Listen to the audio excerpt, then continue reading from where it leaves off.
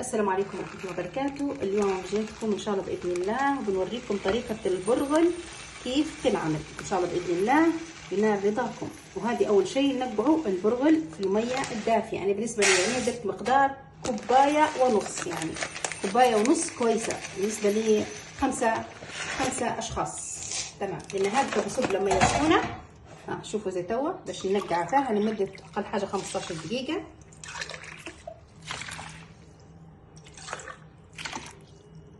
تمام،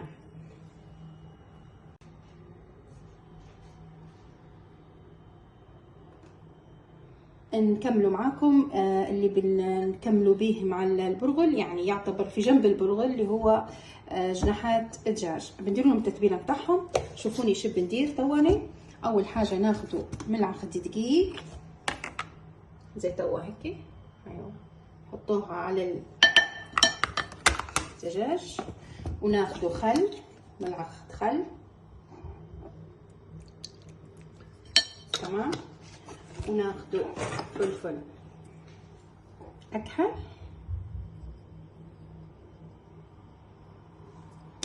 كتروش منها هاي. ناخذوا توم لان الجناحات يحبوا التوم، توم مرحي يعني مفروم وجاف.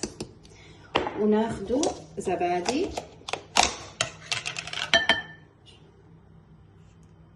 ملعقه. لو هادو ناقصهم شيء اللي هو الملح، ناخذ ملعقة ملح. تمام، ونخلطوه مع بعضه ما بين استوى البرغل. وهذا حنقلوه ان شاء الله باذن الله مش في الكوشه، في الزيت، وحتشوفوه ان شاء الله باذن الله بعد البرغل. اول شيء نصبوا الزيت باش بنقلوا ان شاء الله باذن الله جميع المواد. نصبوا الزيت يعني يكون معقول، يعني مش هلبة، يعني مش كتير ومش قليل، مش يعني يكون معقول. لان بنقلي فيه البصل وبنقلي فيه جميع المواد اللي تو ان شاء الله باذن الله هتشوفوها. هذا البرغل يعني يعتبر لذيذ ويعتبر طيب، وخاصه اللي عنده مرض السكر افضل من الرز. تمام، هنبدا خطوه بخطوه. اول شيء ان شاء الله باذن الله ناخذ بصله تكون معقوله، ما هي كبيره وما هي صغيره، يعني تكون معقوله بس هيك. الطريقه هذه نقلي فيها البصل لان البصل طعمه طيب. بسم الله،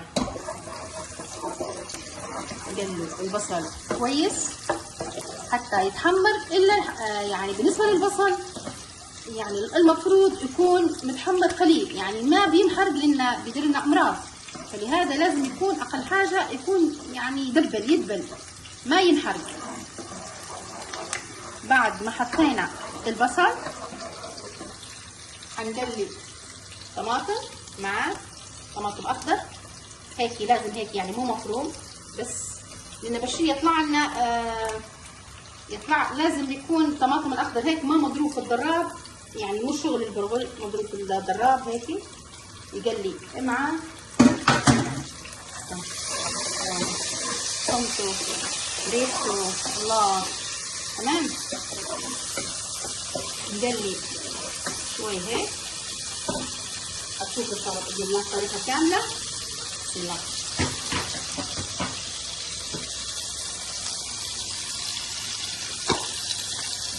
ناخذوا نص ملعقه هيك طماطم معجون نقليه مع الزيت.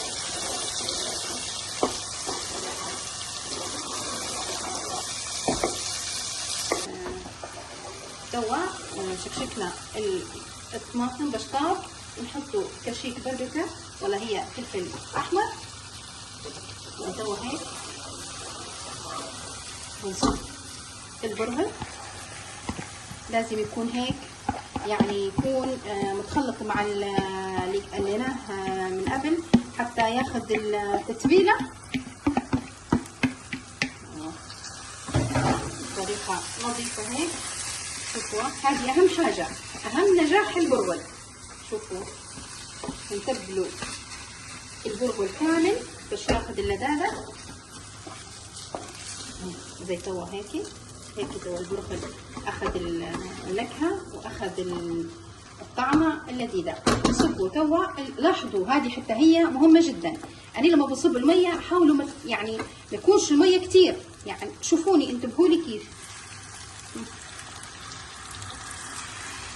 هيك تمام، لأنه هو أخذ يعني زي ما بقولوا أخذ تنقيعة قبل الطبخ. هيك بالطريقة هذه يكون تمام المي. بنحط له توابل تانية اللي هي كركم ولا بزار.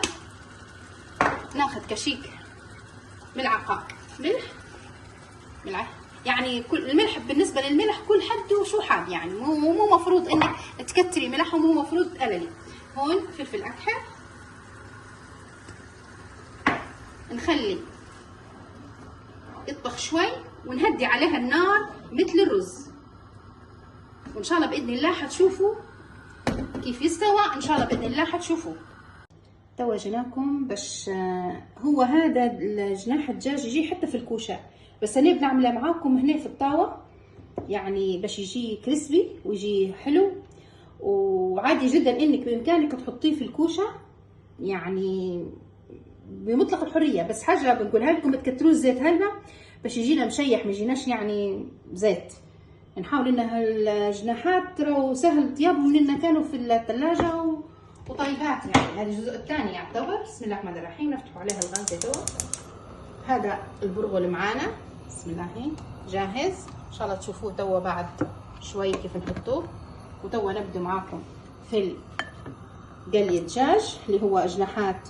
شفتوها كيف بعد ما حطينا لها الدقيق وحطينا لها التوابل وحطينا لها الملح وحطينا لها كل شيء.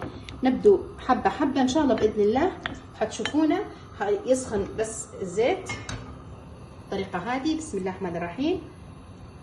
حاولوا حبه حبه بسم الله ونقلب بشويه. هيجينا الله ضيباء. ما تنسوش اللايك والشير والسبسكرايب وتفعيل جرس التنبيه ليصلكم كل شيء نزل جديد في قناة مطبخ زوزو. فما تنسوش اللايك والشير والسبسكرايب وتفعيل جرس التنبيه باش يصلكم كل شيء ننزله. صلى الله عليه وسلم.